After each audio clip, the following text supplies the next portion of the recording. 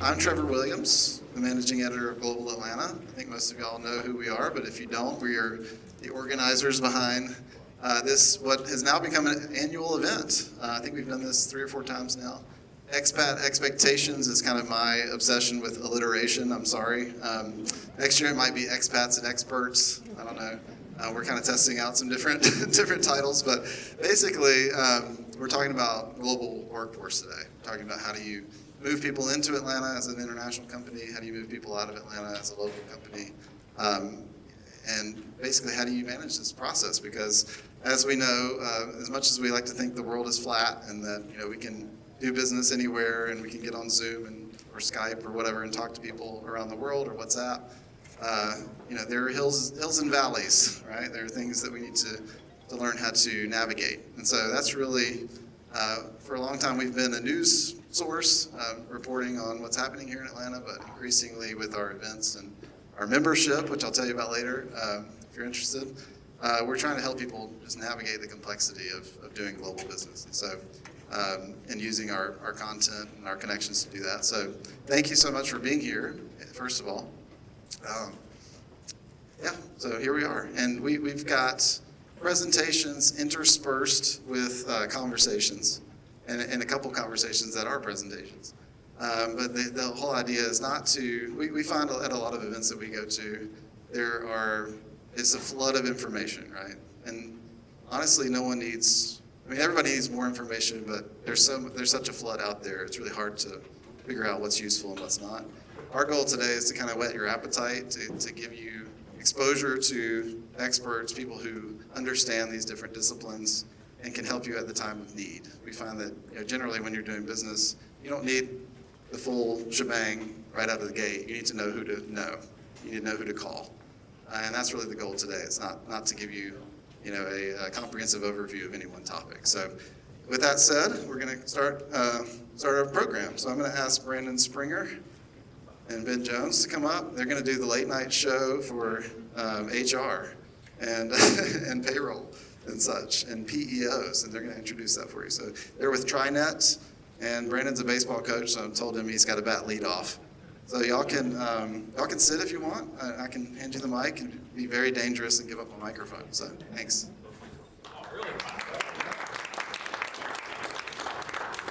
Something right, we're getting claps already. This is great. So, show of hands, who has heard of a PEO before? Perfect. Or heard of TriNet? Perfect. So, I'm gonna ask Ben a couple questions, basically going through who we are, what we do, some of the top challenges that we see with international companies that come in here, and then some of the there's a PEO versus EOR. Have anyone heard of EOR before, employee record? Perfect. We're going to learn a lot then. So, Ben, who is TriNet? Hi, so first, my name is Ben Jones. I'm the director of sales here in Atlanta for TriNet. So TriNet is a full-service HR firm. It's an outsourced HR firm. So we help companies with their payroll, with their benefits, with their workers' comp, with all things considering EPLI. We provide an entire tech platform that they can use, and then they get access to all of our SHRM-certified HR professionals to help them out. And the reason we're here is 40% of all of our business that we're doing here in Georgia are international companies that are setting up their U.S. entity, right? They're expanding into the market, and they need help. And that's where TriNet really comes in. And so, that being said, what does it mean to be part of the global Atlanta ecosystem? I mean, one, we're incredibly thankful to be here. This is my second Global Atlanta event that I've had a chance to speak to, so incredibly honored. The ecosystem here is amazing. But again, it goes back to what I was just saying, with 40% of our business coming in from international companies, and being able to navigate what that looks like, to get plugged into this ecosystem with experts, just really helps us connect to the right people and provide value to the prospects and clients. And for a company that's looking to grow or start a U.S.-based workforce, what does that look like? Who would be an ideal person to contact us at what stage in the process? So part of this goes into EOR and PEOs. I'll jump into that in a little bit, but once it's time to scale, so you've kind of got up, you've set up your EIN, you have 5 employees or more, and you're like, okay, it's time, but I don't want to deal with the payroll complexities. I want to have 2 employees in Georgia, 1 in California, 1 in New York. Like, that just gets incredibly complex. And I think one of the things that we see with international companies that come in is navigating the U.S. system is hard enough, but it's not one system. It's 50 different compliance systems that they have to work their way through between what payroll looks like and all that. And that's where we really come in. Yeah, absolutely. So I recently just worked with an Israeli company that had about 18 employees with a U.S.-based workforce spread out over 7 different states, and we ended up saving them a little over $100,000 per year in just their healthcare benefits. So navigating the whole healthcare system in the U.S. is a nightmare. We do it as a profession, and we still learn something new every day. So we kind of take that off your plate and let you run the business side of things and not worry about the back office stuff. So that's really where we can help out. Yeah, when we think about the Israeli company, which is Simplicity, great company, by the way. Check them out, amazing company. But they had worked with, and we work with local brokers all the time, great relationships with brokers. And we're able to provide some different values. So when we go and we negotiate for some of these international companies, we're negotiating with 300,000 worksite employees compared to 5, 10, 20. So that allows us to get usually richer benefits. We're still going to price them to risk, but that's where we really kind of come in and leverage our scale. It helps drive down workers' comp costs, it helps drive down benefit costs, and it helps offload all that risky, time-consuming, tedious HR crap. And it's really what it is. It's the way our system works. Yeah, and so everyone knows the U.S. and especially some states are very sue happy. So we're actually going to help you navigate any kind of EPLI cases. On the average, a small business gets sued every 3.5 years, and that closes at about average $160K settlement. So we assume some of that liability and risk as a co-employment and help you navigate that too as well. Put in place employee handbooks and different trainings to make sure none of that actually comes to fruition. Does that ever surprise anybody, like hearing that the U.S., like the small business, that's not just like corporate America. That's the small business community is getting sued on average every 3.5 years. And it's employee risk, and that's where it's coming from. It's wrongful termination, it's discrimination, it's sexual harassment. And there's a lot of misconceptions that it's really easy to avoid losing those lawsuits, but it just takes infrastructure. And that's where most of what we find in the small business community that we're domestic, but especially with our international clients, that they don't have that infrastructure set up or don't know where to begin to get that stuff set up. And that's where we can come in and help. Yeah, it's becoming more and more prevalent to have an attractive benefits package to attract and retain talent. So, like you said, we leverage the scale and can offer a Apple or Google benefits package to a 7-employee company, which helps you maintain and keep that talent that you work so hard to get. Give us a little bit of the employee of record that I mentioned earlier. What's the difference between a PEO and an EOR? So that's good. I think that's a really good topic for us to kind of discuss. It helps you understand what's the right fit. And we don't expect anybody in this room to know what the right fit is. That's where we can come in. I'm less concerned about necessarily winning the client as I am making sure I get them to the right fit for their business. So when you start looking at international EOR, it's also known as employee leasing out there. And a lot of times you see that for domestic companies that are setting up international work site, they want to do that. That's when international employee of record really comes into play, because the company that you're going with already has their tax ID set up, and they're doing the hiring and then they're leasing the employee team. In the PEO model, it's domestically for international companies that are coming in. You still have to set up your U.S. entity. And instead of us hiring the employee, we co-employ that. So by co-employing versus completely doing it, we're able to reduce the cost. So generally we're about 1/3 of the cost of what an international EOR is. So it's definitely a cost savings, but there are some things that you're still going to be required to do if you go PEO. Like you're going to have a U.S. bank account. You're going to have a U.S. EIN or set up your foreign national EIN. Like all of that comes into play, but once you get through that, it'll start feeling kind of the same because you'll offload all that stuff to us. But if I'm sub 5 employees or I'm just starting out and I'm not there yet, start with the EOR. It's going to be more expensive to begin with, but it'll help you get 1, 2, 3 employees started. And then once you start scaling up and then it's time, you want to set up your EIN, you want to set up your tax IDs, then it's probably worth having a conversation if it's time to switch. And if it's time to offer medical for the employees, it's time to switch. And that's when you would know when to pull the trigger. Yeah, just wrapping it up. And even if you're not ready for a whole co-employment or PO model, use this as a resource. We're connected with a bunch of fractional CFOs, CPAs, anyone that you need any kind of professional guidance on. My business card's in the back. Feel free to reach out to us anytime about anything that you need, HR, payroll, benefits, anything. We'll be happy to get the answer for you. But that's what we got.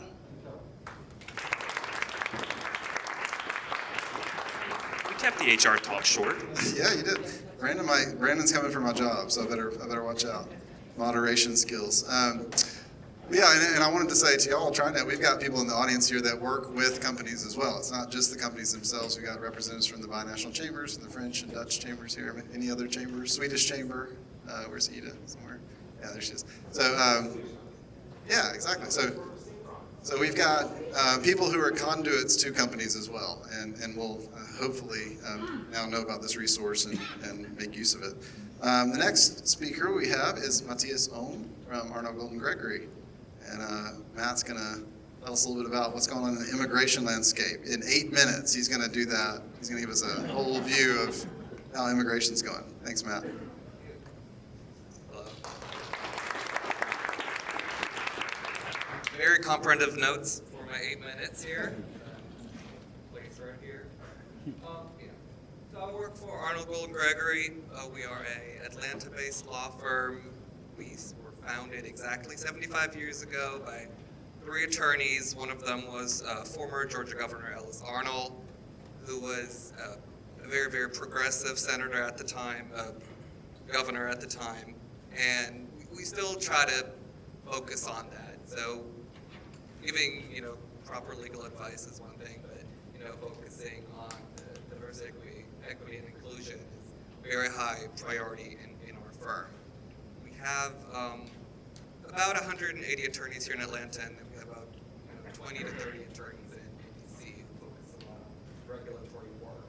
Overall, we can advise in pretty much anything, and I'm part of the international and immigration group, and just wanted to give you guys a brief update on what's been going on. So immigration-wise, there's a bunch of big players that I can talk about. One of them is the Department of State, and these are the embassies and consulates abroad where you apply for your actual visa, the one that they will put in your passport.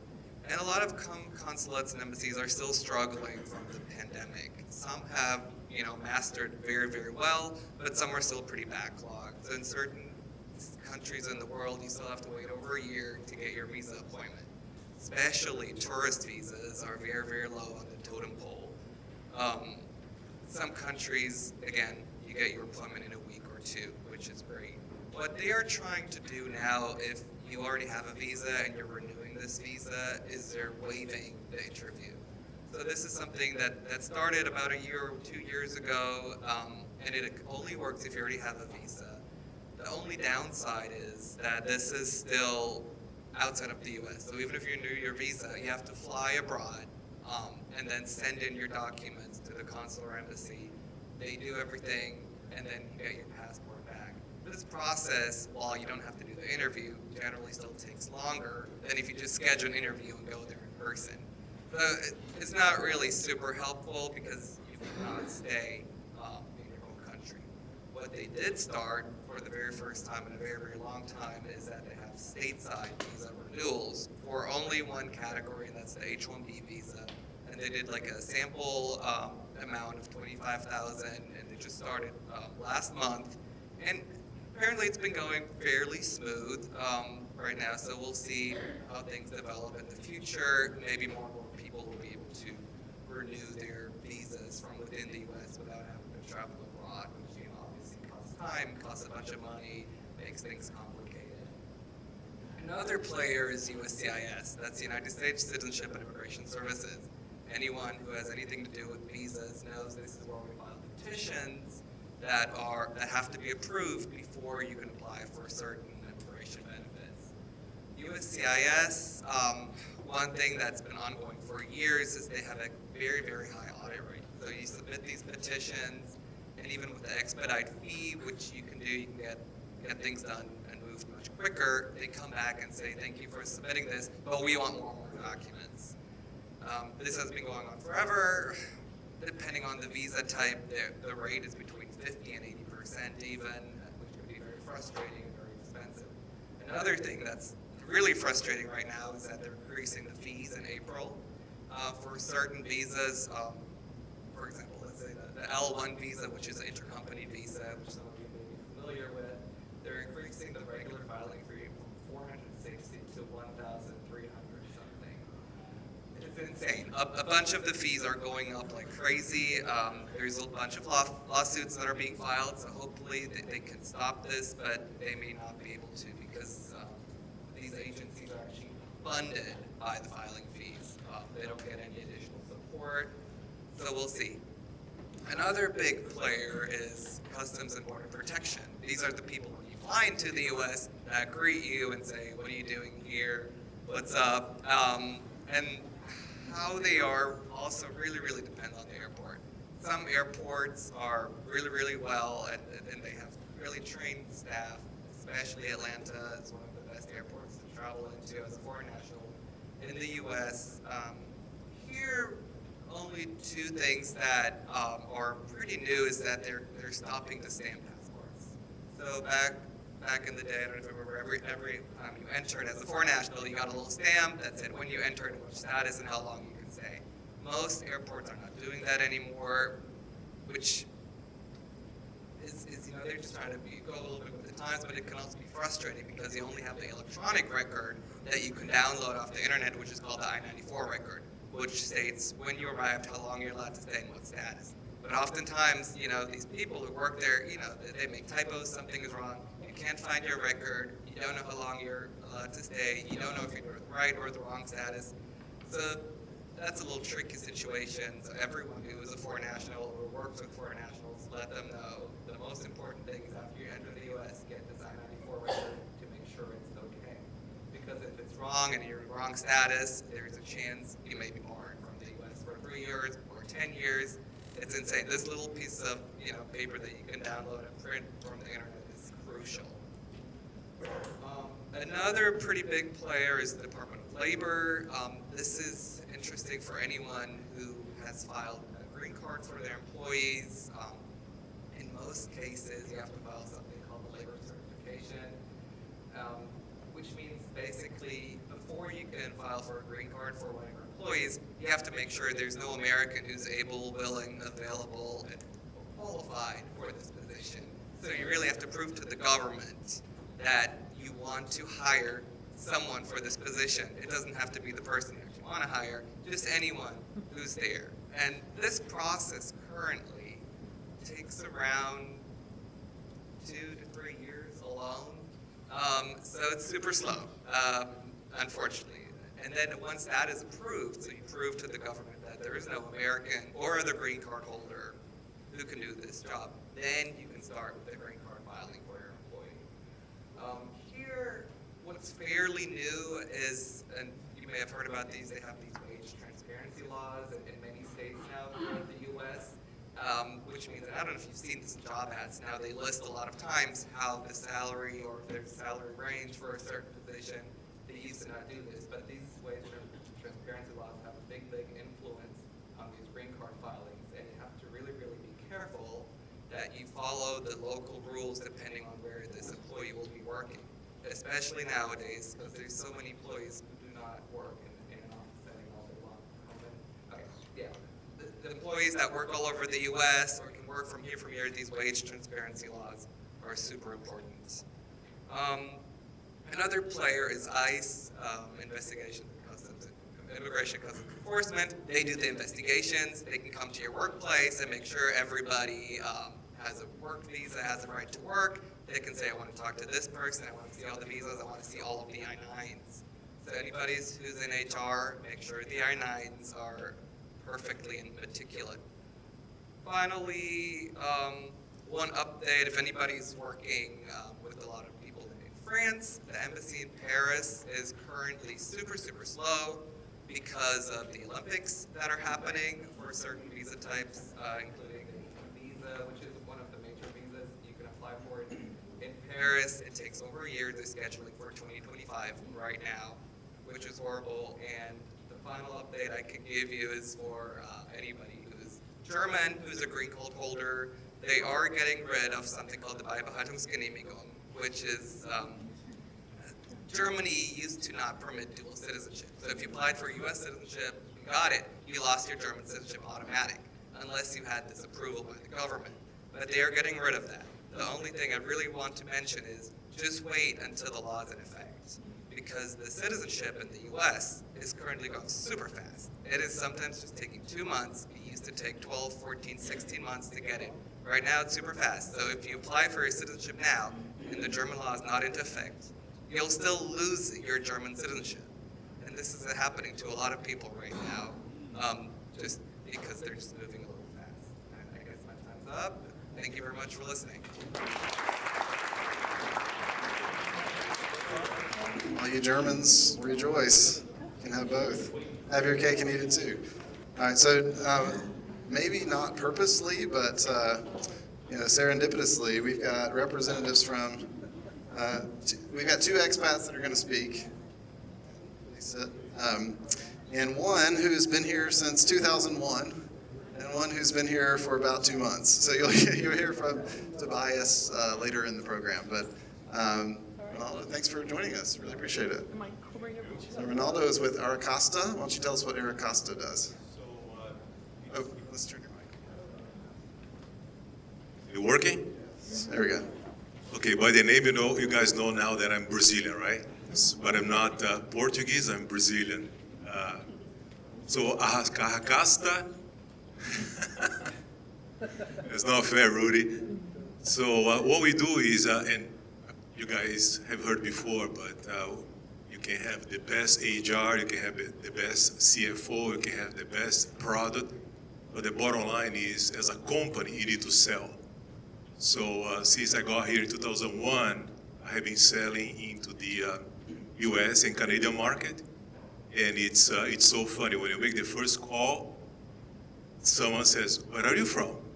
Right? So how do you overcome all these barriers? How do you have an international company coming to the U.S. and how do you sell? Because selling in Brazil, selling in Germany, or selling in France is completely different from selling in the U.S. So that's what we do. We help all these companies to onboard the sales team. We provide some tools like value assessment, MedPeak, all these sales methodologies to these companies to start selling in the U.S. and to overcome all those issues with language barrier, understanding of the market, how you use LinkedIn properly, and how do you communicate properly in the U.S.?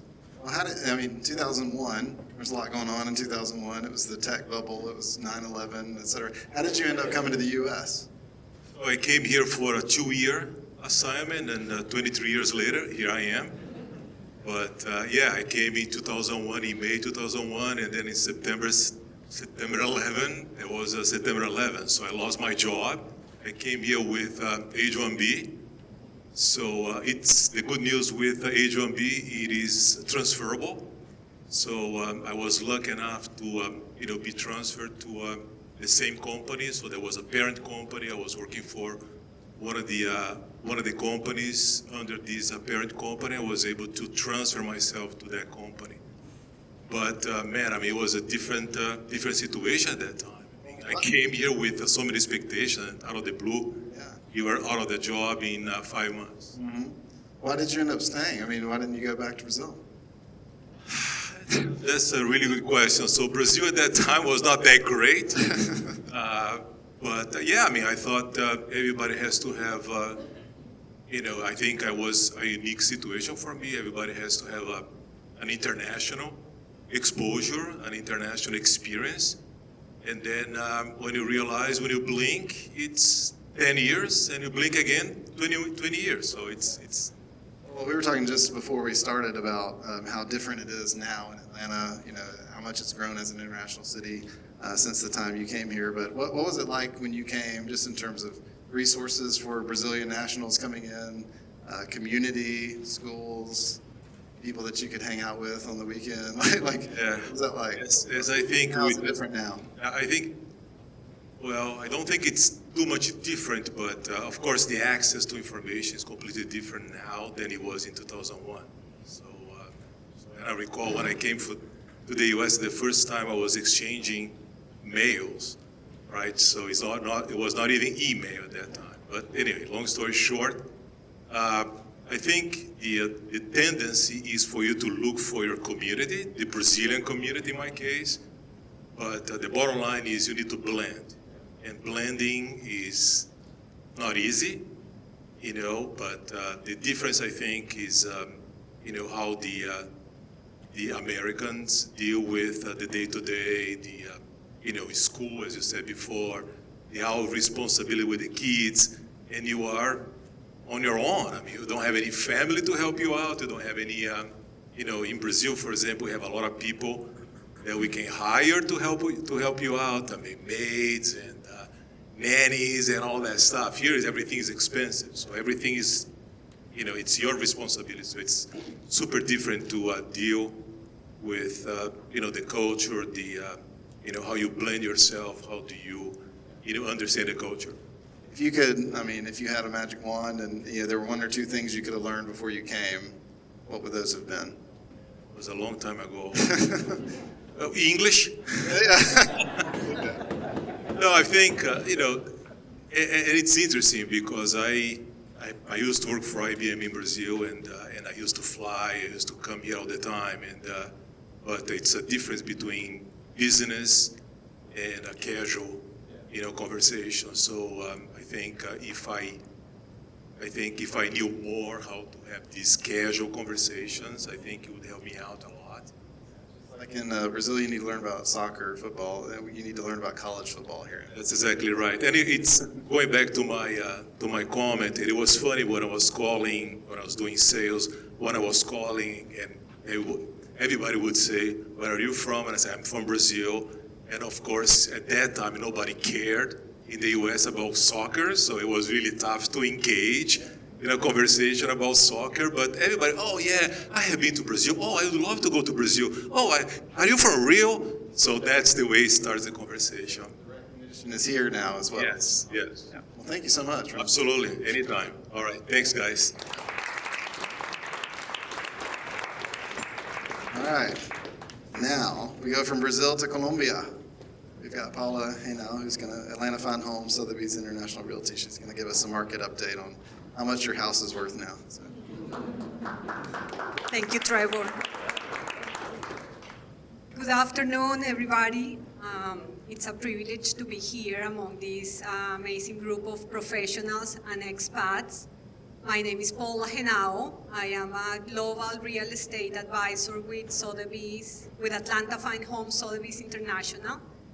We are the #1 broker in the city. We have about 5 offices distributed between Cobb, North Atlanta, Buckhead, Midtown, and now we're also covering the mountains area. We also have, through our affiliation with Sotheby's, we have a global representation in about 87 countries and 1,000 offices distributed among those countries. So we can not only help people relocate to Atlanta, but we can also help those that are moving from Atlanta to other areas of the world. Is there a clicker for the presentation? I'm sorry. Okay, very good. Thank you. So when a professional relocates to another location or comes to Atlanta, it's important to understand that the most important part of that relocation is that they are moving their life to a new area. They are moving their family, their kids, their dreams, their aspirations, and their goals. So my job is to help them identify a home where they can settle and to make this happen in the most seamless and smooth way so that they can discover their new city, appreciate the difference in the areas of the city, and settle so that they can be successful and thrive in their new environment. It is definitely a very important part of the relocation experience to understand what are the important parts of their lives, what are the activities that their kids do, what are the interests that they have beyond work, so that they can, when they go to work, their family can continue with their lives that they pick up somewhere else and bring to Atlanta. Some of the most important things that a foreign buyer need to know when relocating to Atlanta, and especially before getting here, is that they may not arrive and be able to purchase a home right away.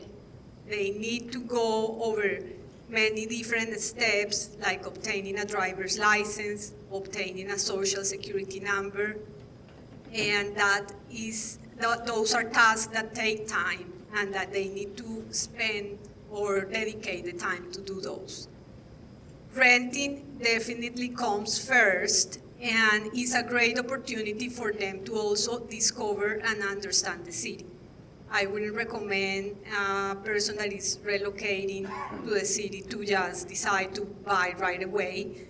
And it's also going to be challenging because obtaining financing for a home may take additional steps like building their credit score, opening bank accounts, and doing additional activities. As Matthias shared with us, it also depends on what visa or immigration status the professional has. Some visas does not allow them to purchase right away, while others do. So it's very important to consult with the immigration attorney and understand what your visa and immigration status is going to allow you to do.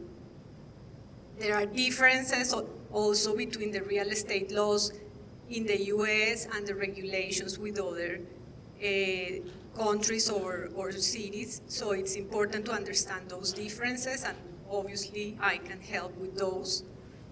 Financing and banking requirements as well are important to understand. As I was saying before, obtaining a credit score is crucial in the process. Nowadays, some of the credit bureaus can help some of the professionals build their credit with some of the credit that they had in their companies, since credit cards are now used globally, and they can pull some of that credit history into the credit history here in the US. In addition, it's very important to understand the tax considerations when a foreign person decides to purchase a property in the US, and what are the tax implications both here and abroad. There is a law that requires to file taxes for the properties in both locations, so that is also very important. And finally, the local culture and the lifestyle is also important to understand. If you are someone that is coming from a city that is walkable, probably it won't be a good idea to move into the suburbs. You may want to, explore more the Atlanta city area. If you are someone with a family that is looking for a good school, you probably need to move into other areas. Atlanta is definitely a magnet for relocation. We have a lot of intangibles for foreign buyers. Those include some of all of the educational institutions that we have. We have great universities and colleges. The cultural entertainment, the city has become a beacon for art and movies and a lot of different cultural exposure. We are a transportation hub. A lot of people, they only know about the airport, but for example, with the port, between the port and Savannah and the airport, the amount of transportation that happens between the two locations is incredible. The quality of life, I don't know who I was talking with about the quality of life earlier today, but it's incredible between the climate and the natural beauty of the area. Plus, I mean, those two items provide a great quality of life. The city is very affordable compared to other cities in the US, and that's one of the reasons why we see also a lot of people moving from other states like California, New York, cities like Chicago, Pennsylvania. Now, on the not so positive side, some of the intangibles are the traffic. I've heard from many expats that one of the things that they never heard about Atlanta when they moved here was the traffic, the lack of public transportation that covers all the areas. And then it is important for newcomers to become familiar with all the options and the difference that exists between all the areas in Atlanta. Can you change to the next slide? The Atlanta ecosystem is a very complex ecosystem, and it requires the assistance of an expert that can do a matchmaking process between your needs, your family needs, and what each area of the city offers.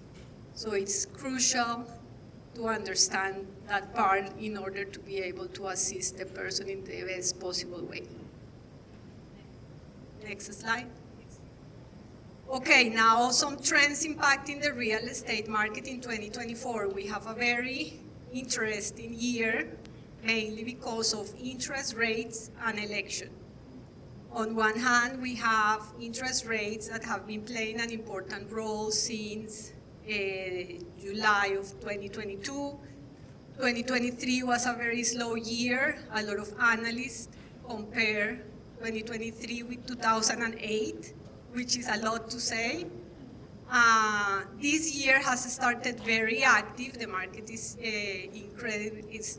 incredibly active. There is a lot of people moving from different cities and from different countries, and they are facing an important challenge that is limited inventory. There are not enough homes for the amount of demand.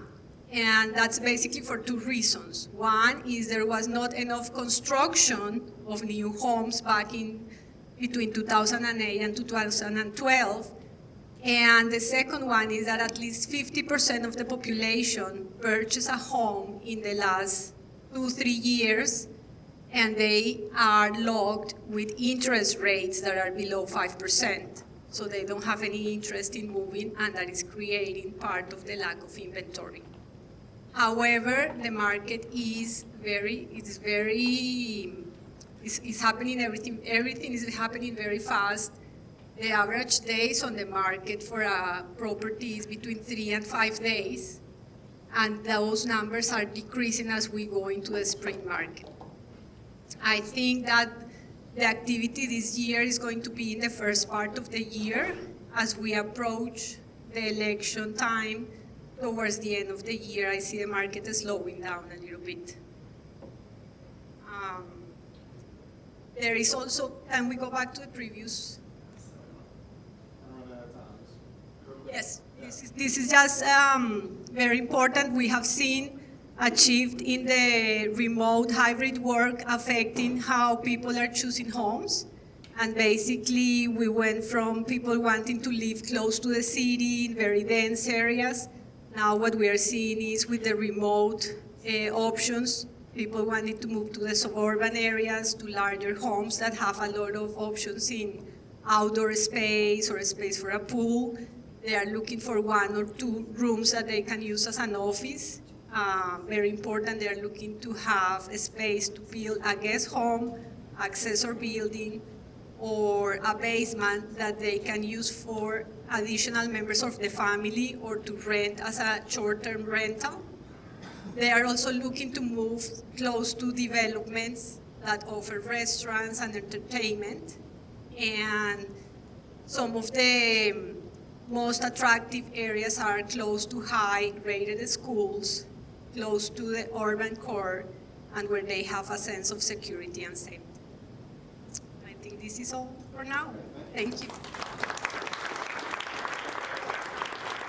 And I think that was a good setup, talking about just the movement of people. We're going to have, and the tax considerations that come with that. We're going to have Shiv Malhotra from Aprio come and tell us a bit more about that. Thanks, Shiv.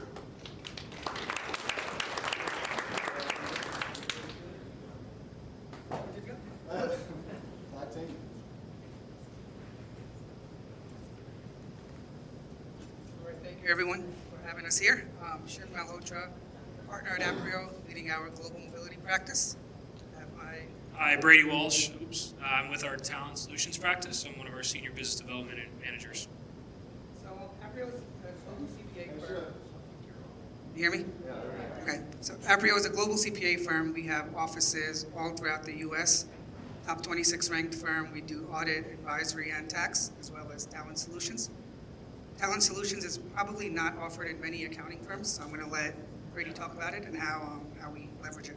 Yeah, so back in 2021, our EVP had two businesses, which was a digital transformation data insights practice. And with that, they had always found the need to find talent. And so in 2021, we were acquired by Richard and Aprio. And so we've been around for going on 3 years. We specialize in all of your staff augmentation needs, from contract employee, contract to hire, and permanent placement. And that's all focused in IT and specifically finance and accounting, just because of who we are as a firm. And then last year, back in October, we started a new vertical, which is executive level search. That went live in January 1. So CFO, CTO, any C-level or director opportunity, we have that opportunity to help you guys support. I'll be in the back here after this if you guys are interested to learn more. Thank you. We talk about the tax implications of expats. So I'm a former expat. I went to Switzerland for an assignment, and I learned a lot. And then it really got me interested in the field to help other people out. So that's where my career really started.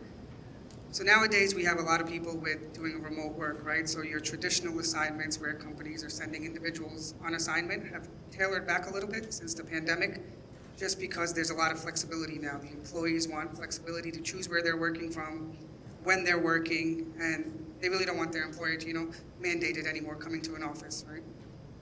So you have your traditional assignment where your company is asking you to go somewhere for 3 years, spend some time there, develop the business and all that, right? There's a few things you want to take into consideration. First is you want to make sure you track your travel as an employee, because countries and states really tax you on where you're working, right? So if you're going from here to UK, you're triggering obligations in the UK. So you want to make sure as an employee, you're tracking that travel and reporting back to your HR where you're working, because not only are you picking up obligations for yourself, you're picking up obligations for the company now. You might be creating permanent establishment issues where the company has to file foreign tax returns, set up entities overseas. So it's really important that you know where you're working and you let your employer know that. Then you have the other aspect now where you have remote work, where you have digital nomads. People are just choosing to go 6 months to the UK, 6 months to Germany, 6 months to Italy, right? By doing that, again, you're exposing the company to a lot of liabilities, and as well as yourself. So you're working in Italy, Italy wants their fair share of taxes. You're working in Germany, they want their fair share of taxes. So it's really important that you're taking track of this and making sure that you're reporting back to your company. Now for a US expat, right, when you're going overseas, you're probably thinking, okay, so I'm still being taxed as a US individual, but now I'm paying taxes in different countries. That's where we come in, right? We help employees with their individual tax returns to make sure that they're not being double taxed on the same income. So even though as a US citizen, you're taxed on your worldwide income, you could take foreign tax credits for taxes that you've paid to another country. So for example, if you earned $100,000 as a US citizen and $50,000 of it was earned in the UK wants its share of tax on that $50,000 worth of income. So roughly you're paying $10,000 worth of income. That income could be credited to your US tax return. So it's really important that employees know this, because you don't want to go to multiple jurisdictions and trigger obligations and not get credit and start paying double taxes in various locations.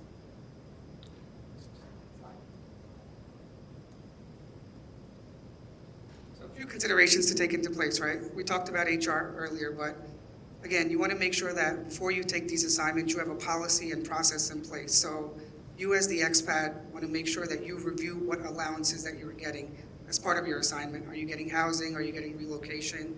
Are you getting help with your foreign taxes? So before you take this assignment, it's really important that you iron that out, because you don't want to take an assignment and have more money come out of your pocket. So a lot of these policies that companies develop make sure that you're whole, that you're doing a benefit to the company by taking these assignments. So it's really important you review your assignment letter before you take these assignments. Finance and accounting. So if your company is sending you abroad, they want to know what the benefit is and what the cost is to them, right? Because with remote work now, you could work anywhere, you could pretty much do anything, right? So is it really a good business case to send this individual overseas? Are they going to expand the business? Are they going to bring new clients on board? And at the end of the day, is the company going to remain compliant? So all these costs have to go up to the CFO, making sure that it is worthwhile. Back in the day, assignments used to be very, very prevalent. Nowadays, it's really more selective to see, is it really worth it for the company to make this investment in the individual?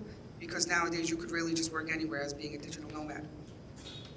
Talked about payroll and setup and advisory before, but again, it's really important that you as the employer sending someone overseas is complying with your payroll obligations, because some countries want you to start being on payroll from day one. Like if you go to China, for example, right? They do monthly tax returns. You have to be on payroll from the day you go there. Same with Germany. You have to start paying withholding taxes through your employment income. So making sure that your payroll is set up not just locally here in the US, even overseas is really, really important, because you don't want to run into issues with foreign obligations and not being compliant with your payroll obligations.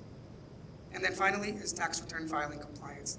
So as a US citizen, as I mentioned, right, you indefinitely have to file taxes as a US citizen, no matter whether you work in the country, no matter if you leave the country.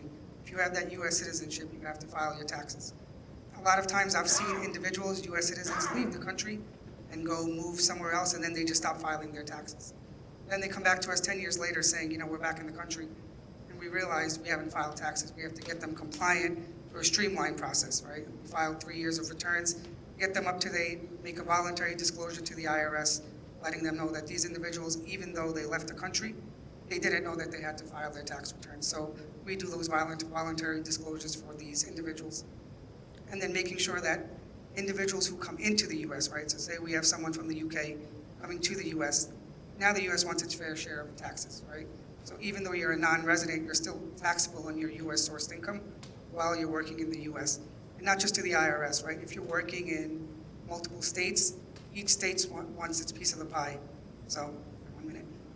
So you want to make sure that, again, that's where tracking your travel comes into play, because not just for the IRS, it's also for state obligations. Multiple states want their piece of the pie.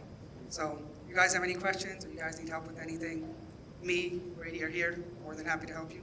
And thank you for having us here. Well, now we're going to move into the cultural considerations of either moving here or moving people overseas. And we're going to have Soumaya Khalifa Consulting, give us some pointers there. Soumaya? Hello, everyone. How are y'all doing? Good. I have to tell you, I learned so much so far, and all the speakers were absolutely outstanding. And it's a real pleasure and honor to be with you all this afternoon now, I guess. My name is Soumaya Khalifa, and I love what I do. I love what I do. I work with people who are moving to the country here or going elsewhere. And we always think that, hey, if someone is an excellent engineer or salesperson or whatever it is, and they have been relocated from culture A to culture B, they're going to be just as good. Guess what? No. I love this. Culture can eat strategy for breakfast. Have y'all heard that before? Yes. What does that mean? What does that mean? Anybody? Come on, guys. Come on, guys. You can have a very well-run company, but if it doesn't mesh with the U.S. culture, it's not going to work. Exactly. If they're moving to the U.S. and they don't know the ins and outs. So cultural training, what we do with expats, and I have a couple of colleagues here, big shout out to Kathy and Christian. We work with people who are moving, whether it's to the United States or elsewhere, to understand what is their cultural preferences. How do they communicate? How do they view time? How do they see so many things from their culture? Because you and me, whenever we look at something or do something, we go on autopilot and do it the way that we know that's going to get us success in culture A. But when we move to cultural B, whoa, it's different. All right, so when we work with expats, we help them really shorten their learning curve. They don't have to trial and error on everything. It's to say, hey, by the way, here's how you do this. But in the country that you're going to, it's done a little bit differently. How do you meet? How do you do meetings? How do you communicate? Pablo's talked about small talk. You know, a lot of cultures don't have that. I was born in Egypt, raised in Texas, and here I am in Atlanta for 36 years. If you go to somebody in Egypt and say, have a small talk with someone, you know, even if it's like a woman and a man, that is wrong connotations. It's not small talk, it's flirting. So how do we see, right? And so when I visit Egypt now, I have to kind of switch styles to be able to be effective. And guys don't think that I'm flirting with them because my husband is always there with me. So, you know, I can get in trouble that way. So, because it's Ramadan, thank you so much. There are about 2 billion Muslims around the world, and I'm switching a little bit. There are 2 billion Muslims around the world. And the buying power of Muslims is $2 to $3 trillion. Is that a lot of money? We have bankers here, we have financial people. So if your business is not tapping into that customer base, that segment of the population worldwide, and in the US it's about 7 million. Let's go to the next slide. Oh, okay, forget it. Let's go back to the other one. So Ramadan is the 9th lunar month in the Islamic lunar calendar, and the month starts out with the birth of the new moon. Similar to our Jewish sisters and brothers, they also look at, their calendar is based on the moon. So for Muslims, what you want to greet with them with is Ramadan Mubarak. And my friend Christian walked in. We did an episode together talking about Ramadan, and he reposted it. And when you see a person who's Muslim who's working with you, or as a client, or as a vendor, wishing them a Ramadan Mubarak goes a long way. They say, what? How did you know that? So you can always tell them you heard it from me, okay? I'll get credit for that. So Ramadan is 11 days shorter every year because the lunar calendar is 11 days shorter every year. So let's go to the next slide. And these are dates of the observances. I have 2024, 2025, 26, and 27. So if anybody is working with Muslims or is working in the Muslim world, please take a picture of that. Ramadan is 29 to 30 days. After Ramadan, there is Eid al-Fitr, which is the festival of breaking the fast, followed by Eid al-Adha, that is 2 months and 10 days later. And all those dates should have an asterisk on it because it depends on the lunar sighting, all right? So, what does that mean for us as employers, as people who are working in those countries, as we have expats going to those countries? People do a lot of prayers during that month. So 5 daily prayers. When you schedule meetings, when are they? Friday is a special day. It's their Sabbath, Muslim Sabbath. So midday Muslims have to do Friday prayers. Flexible scheduling to allow for Friday prayers. Ramadan, we are in the 2nd day of Ramadan. So today, my husband and I woke up at 5:30. We ate our morning meal. And from that time until 8 at night, tonight, 8. So if you ask me what time it is, I'll tell you it's about 8 hours until we break fast. No water, no food the whole time.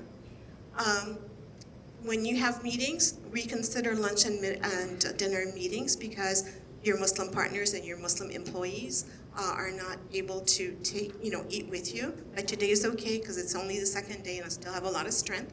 And be inclusive. It's not only for Muslims, but other people that you're working with who might not be doing the same holidays and the same observances as you do. Holidays, they will take time off. Other considerations to think about is sending holiday greetings, Ramadan Mubarak or Eid Mubarak, to your clients.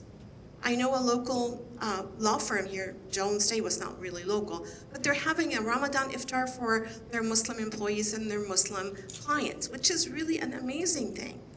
Dietary restrictions, Muslims do not eat pork or do alcohol. They're not supposed to, some do. That's the diversity there. And also signs of modesty. For Muslim women, many of them identify modesty in dressing as covering everything but the face and the hands. And how they cover, it's very culturally mandated. Let's go on to the next slide. The Eid al-Fitr, which is at the end of Ramadan, people will ask for a time off. And it's visiting friends, it's wearing new clothes, it's exchanging gifts. It's almost like a Christmas that is not a Christmas. So again, festive time, special foods. And the picture down at the bottom here is my favorite Eid food, which is culturally tied. They're special cookies. My mother used to make them filled with dates. So your colleagues, your employees might come the day after Eid and bring some goods to share with you all. Next slide. All right. Ronaldo, you've already gone, so it's good to see your picture again.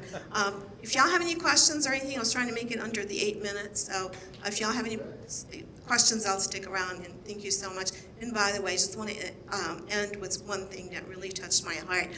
I did a cultural training for an Indian couple who was moving from India to Charlotte, North Carolina, and was working with them for a few months. And I get a message from the wife last week, and she said, "We can't tell you how much we appreciate you.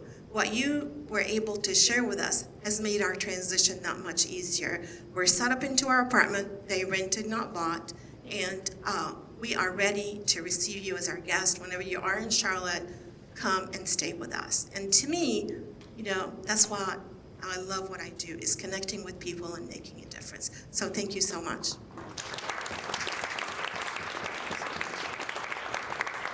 Randek, Tobias, come on up. And we'll continue our discussion.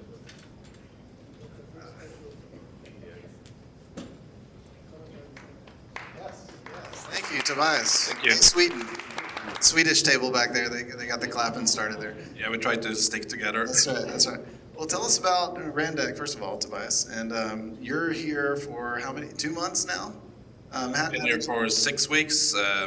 How'd you end up in Atlanta? Tell us about that. We worked closely together with an Italian company called SCM, and they have their American main office in Duluth. So they offered us an office to start our Randek Inc. business in America. Tell us about Randek a little bit, what the company does. Randek was founded in the 1950s, working with all kind of woodwork. Now we're focused in prefab housing, so we make machines that make walls, floor, and roof trusses, and everything is completely automated. You are the one programming the machines with the software, correct? Yes, I work as a software developer, so I write the PLC code in our machines. And why did they send a software developer here versus a salesperson? we heard from Ronaldo about the importance of selling. Our company just sent 2 people to start this subsidiary business, so we only got 2 software developers, so that's what we got. So it just shows how important you are, I think. Well, you're from the company's come from Falkenberg, is that right? Is that? Yeah, that's correct. Okay, and then but where are you personally from, and then how did you get into this expat assignment? I'm from the southeast part of Sweden, but I moved to Falkenberg to work for Randek 3 years ago. And I got the question if I wanted to move here 2 years ago when I was on my way to Australia for some work. My boss called me, "Oh, by the way, I have a small question. Do you want to move to the States for 2 years?" And yeah, that's... Be careful. Ronaldo was supposed to be here for 2 years as well, so just be careful. Well, tell us about your experience. I mean, you're much fresher, right? It's not 2001 anymore. So what's been your last 2 months? What does it look like? How have you gotten settled in Atlanta? What resources have you used to kind of blend, as Ronaldo said? There's been a lot of things to do and a lot of catch-22s. You have to get your social security card to be able to get a credit card. You have to build a credit score. And just so you can buy a car, and that's been quite tough. But I get a lot of help and from Swedish chambers in Georgia. So How did you kind of find the community? I mean, were you already in touch with the Swedish Chamber? Are you able to hang out with both Swedish friends and new American friends? Like, what's that cultural adaptation been like for you? we started working before the move with SAC, and they arrange meetings where we meet Swedish and American workers here in Atlanta, and that's been a great help. And I also got to know a few people through, I play a lot of golf and I do tennis, and that's a good way to get to learn new people. What's your kind of, I mean, Paula talked about kind of the positives and negatives of Atlanta, Metro Atlanta.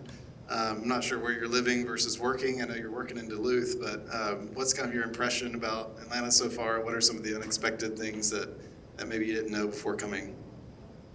I noticed you have a lot of traffic in this city, but I got some recommendations before. So I work in Duluth and I live in Brookhaven. So I'll always get to greet everyone standing in the queue, going into the city in the morning, and I can say hi to them. Wave at them as you go against traffic? Exactly. Yeah, nice. Well, what's kind of your, how do you, I mean, Paula mentioned this about like you're moving your dreams, your aspirations, et cetera. And I think it's important to put that in context. How did you see this assignment as being beneficial to your personal career? Like, do you see taking this as advancement within the company, or do you think you can take this experience and go to a new company? Like, why was it important to you to come do this assignment? I've been thinking of going abroad to work for like 5-6 years, but then a virus came along and ruined it for me. But then I got this opportunity with my current company because I think it would have been much harder to do it on your own with all the paperwork, all the visas, and so that was really a good opportunity for me, and it's something I always wanted to do. So. No digital nomad for you? You're going to be with a company? Yeah. Yeah, that sounds good. All right, Tobias Svanström, thank you so much. Thank you. We've got two more, and one of which is a conversation format, and one of which is a presentation. So we're going to welcome up Marsha and Maxwell from Atlanta International School. And I'm going to join you. Marsha, thanks for joining us. Are you there? Push it up. No. Yes. Okay, great.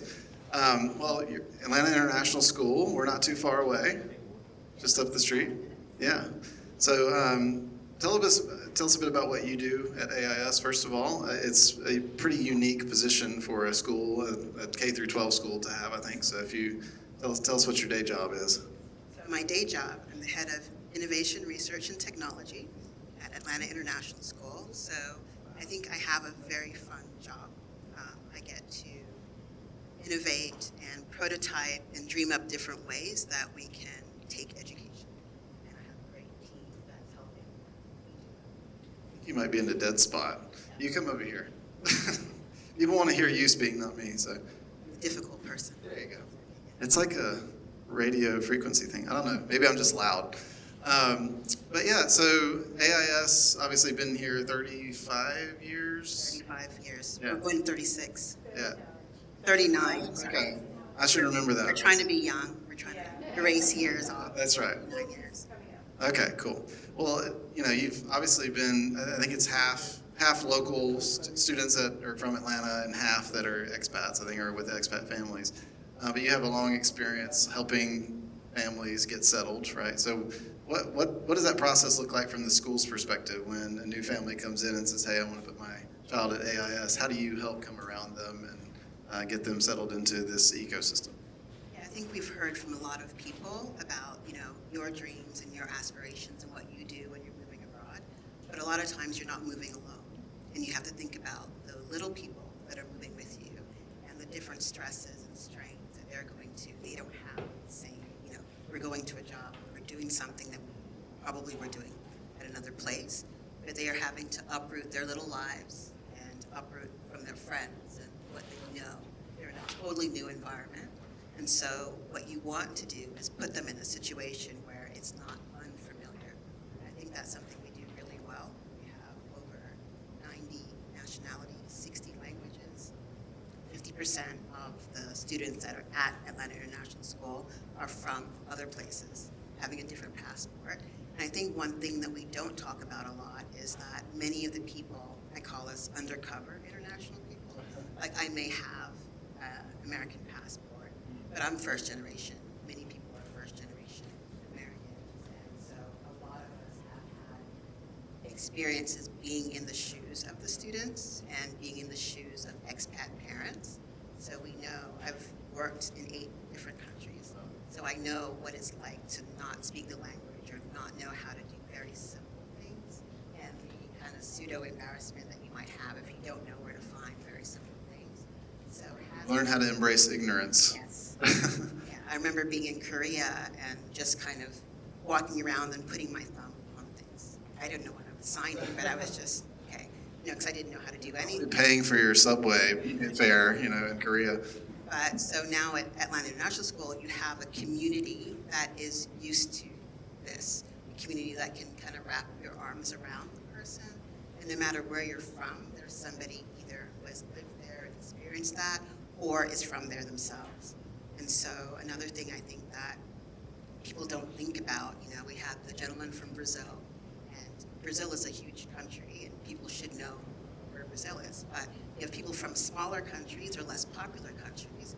And so you think, oh, they're not going to speak my language or they're not going to know what I'm doing. But we also embrace the heritage cultures. So those 90, 60 languages, 90 nationalities, you might not speak Spanish or French or German. You might speak Hungarian or Latvian or Turkish or something else. So we have the heritage language program that allows the students to continue their culture, continue their language, and be able to speak to their grandparents when they're visiting or keep in contact. How many languages is it now? So this is the heritage language program. So you provide kind of tutoring and instruction in the heart language of the person that's coming in, right? Right. Additionally to what they're learning in school, and that may be also another language too, right? Yeah, most kids, especially in the primary, it's a dual language program. So you're in one of 4, English, Spanish, everybody's in English, but Spanish, French, German, or Chinese. And so if you speak, let's say you speak Arabic, Egyptian Arabic, for instance, there would be a heritage language course for the student to continue with the language they're having at home. So you're not, being disconnected. I think there's part of that is retaining what you've already learned in your mother culture as well. But so that's an interesting, intriguing program. Y'all have got some other interesting things coming up. I know you've got a partnership with Atlanta United, which we already talked about soccer, so we should throw that out there. You've got some great summer camps coming up, and you've got what I'm excited about is the India. Inspired by India annual benefit coming up, so that'll be fun. So tell us a bit about what's going on and how people can engage. Reverse direction. So start with the party first. So every year, to celebrate the different nationalities and cultural identities that we have at the school, we have a big festival.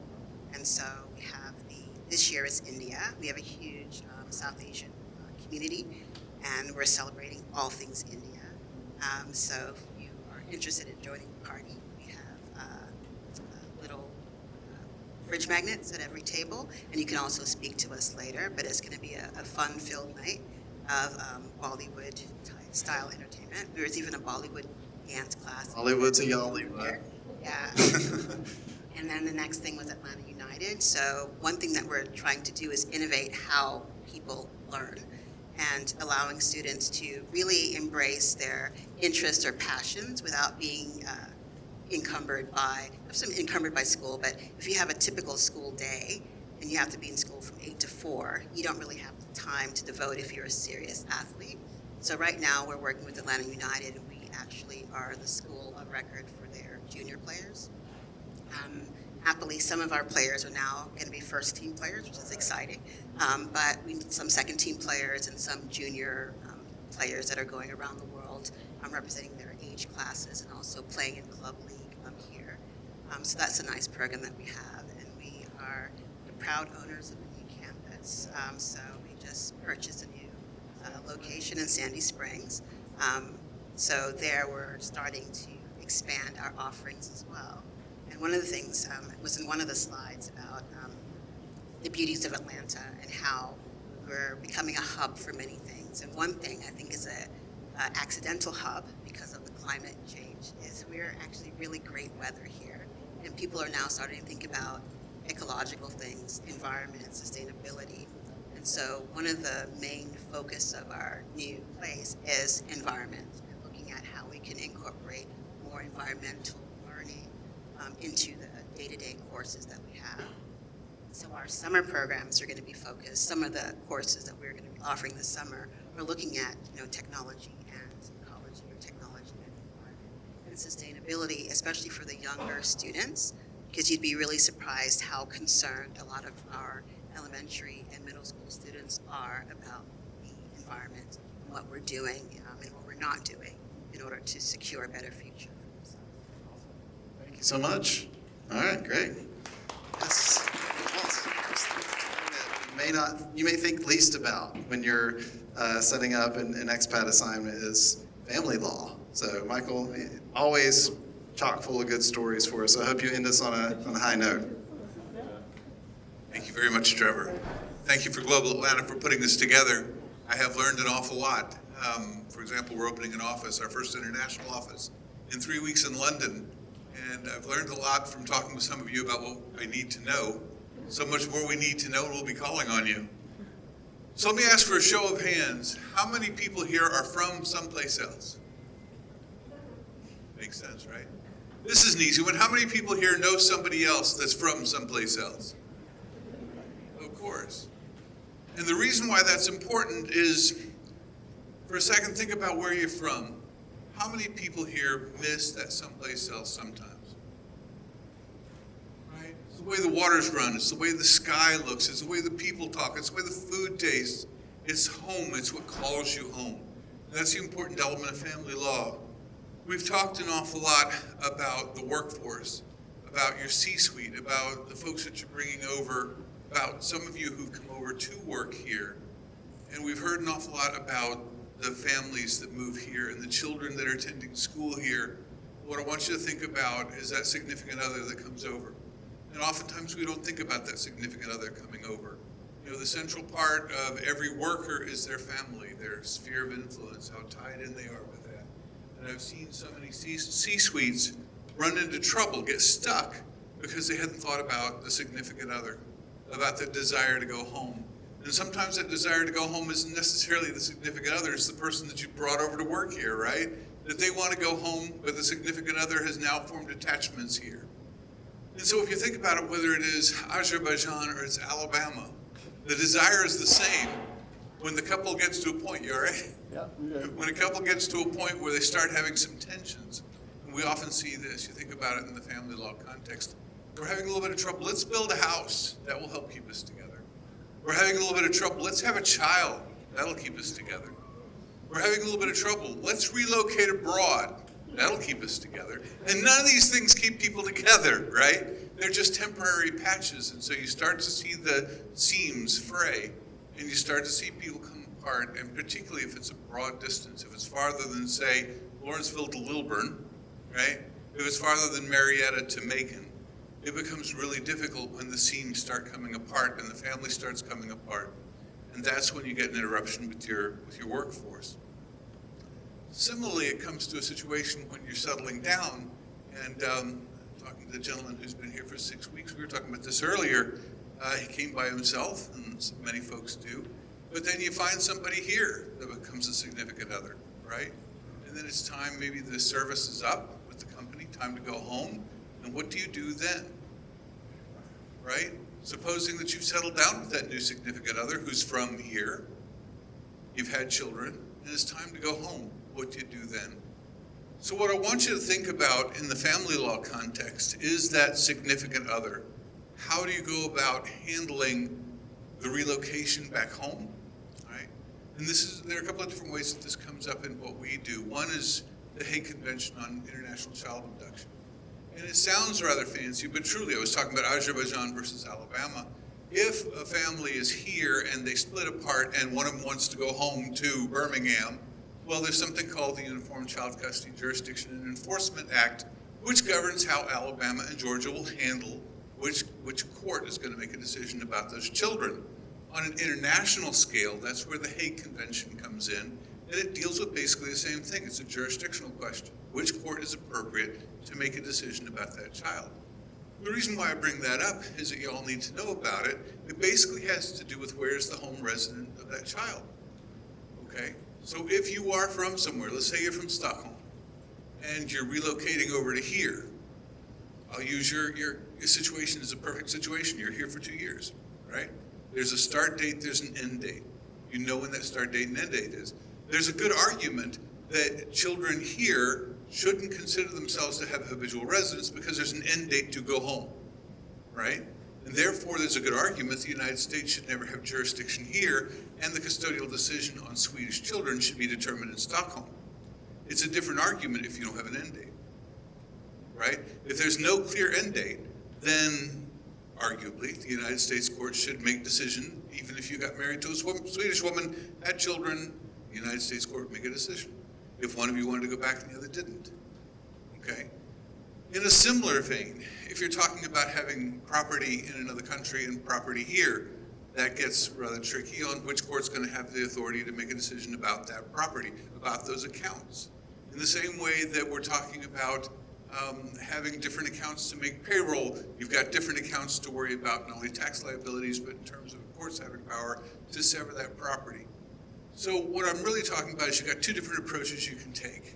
And it's a good idea to go ahead and make a decision which approach you want to take. One is the hard conversation. And that's really a pretty good way to go about it, right? So if you are here with somebody, or if you are settling down with somebody, before you wind up getting stuck here because you can't leave because your children would stay here, have that hard conversation about what you and your significant other intend. What are you thinking about? What is your significant other thinking about? What do you plan for the children? You're going to talk about where you're going to send them to school, right? You're going to talk about what religion you'd like them to be raised in. You're going to be talking about those things. Talk about where you want to raise them. And of course, from an attorney's perspective, document it, right? Write it down, get it evidence so we can talk about it later and show when people have different recollections what the parties were thinking about at the time.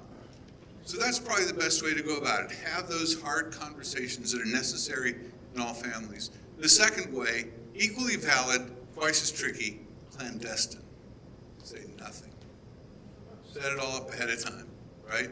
Know where you're going. And truly what we find when people make decision A or decision B is where they are in the process of severing that relationship. If they aren't in the process of severing that relationship, that's a good time to have the hard conversation, right?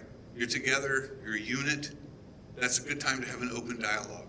If you're already 1 foot out the door, maybe it's not a good time to have that open dialogue, it's time to get clandestine. But think beforehand, think beforehand, think beforehand. Thank you very much.